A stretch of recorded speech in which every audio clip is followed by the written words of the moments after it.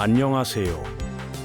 건강과 삶의 균형을 함께 나누는 채널인 중년 공감 TV의 이한돌입니다.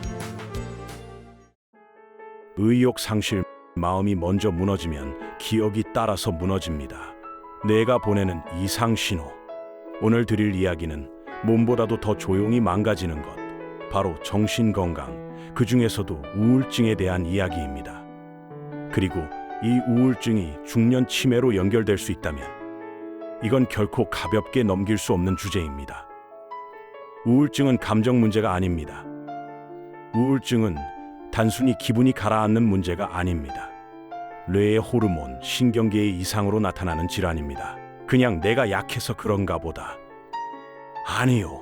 당신의 뇌가 SOS를 보내고 있는 것입니다. 실제로 뇌에서 신경 전달 물질과 호르몬의 균형이 깨지는 병입니다.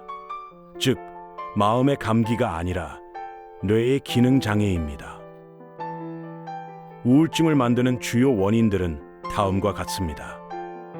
만성 스트레스, 갱년기 호르몬 변화, 고립감, 상실감, 경제적 불안, 만성 질환과 약물.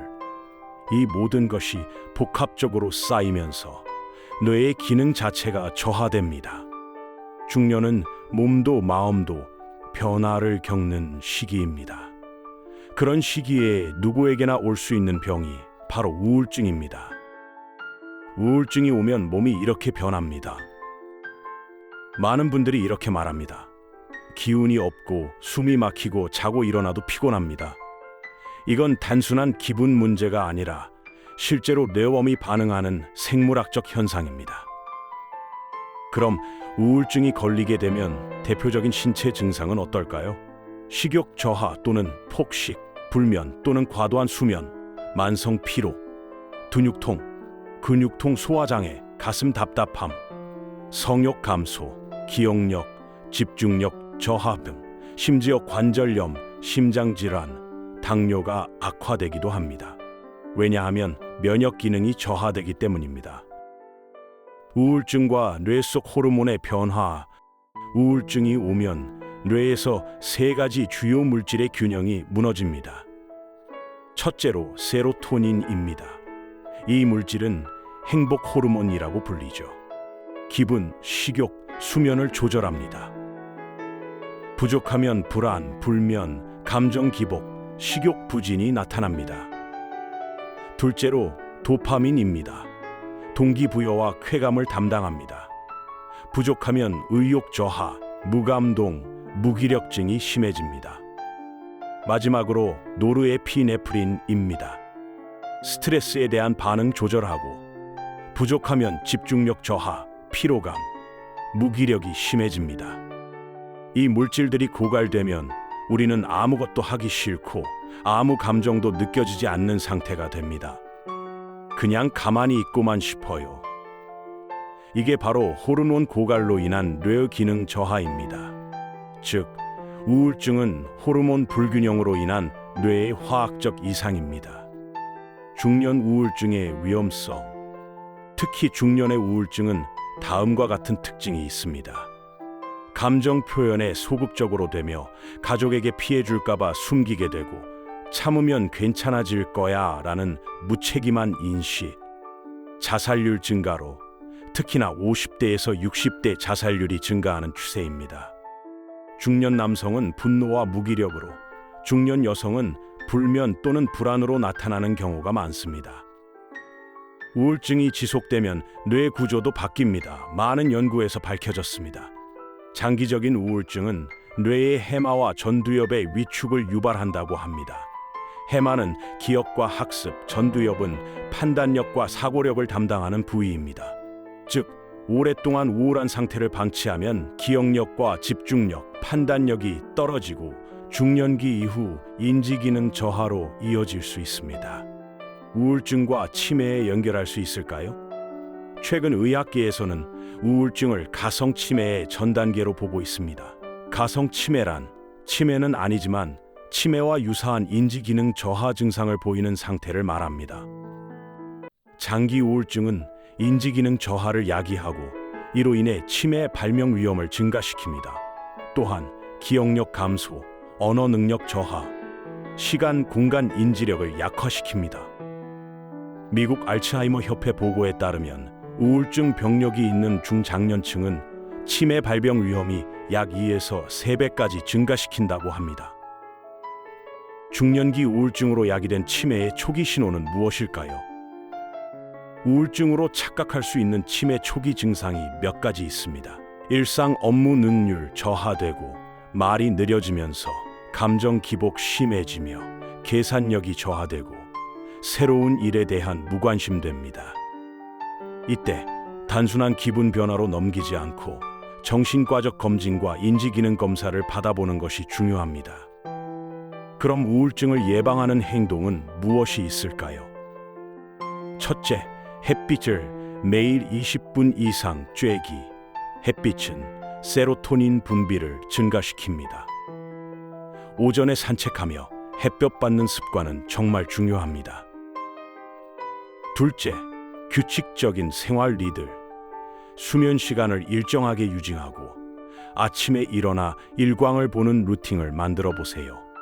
셋째, 걷기, 뇌 자극 운동, 하루 30분 이상 걷기, 글쓰기, 퍼즐, 기억 게임 등 뇌 훈련 해보기. 넷째, 대화를 피하지 않기. 누군가와 말을 나누는 것 자체가 치료입니다. 친구, 배우자, 부모, 자녀, 그리고 전문가와 말이죠. 다섯 번째, 당과 탄수화물 과다 섭취 줄이기. 단 음식을 많이 먹으면 도파민이 일시적으로 상승하지만 곧 기분이 더 가라앉습니다. 여섯 번째, 술, 담배 줄이기. 일시적으로 기분 좋게 느껴져도 실제로는 우울감을 심화시킵니다. 일곱 번째, 균형 있는 영양 섭취.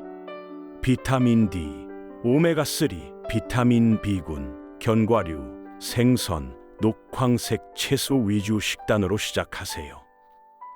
여덟 번째, 감정 기록하기. 하루에 5분이라도 오늘 느낀 감정을 글로 써보는 것으로 감정 정리는 뇌에 긍정적인 자극을 줍니다.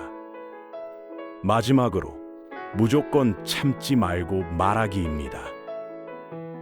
정신건강의학과 상담센터, 보건소 등을 활용하여 가슴의 응어리를 푸는 것.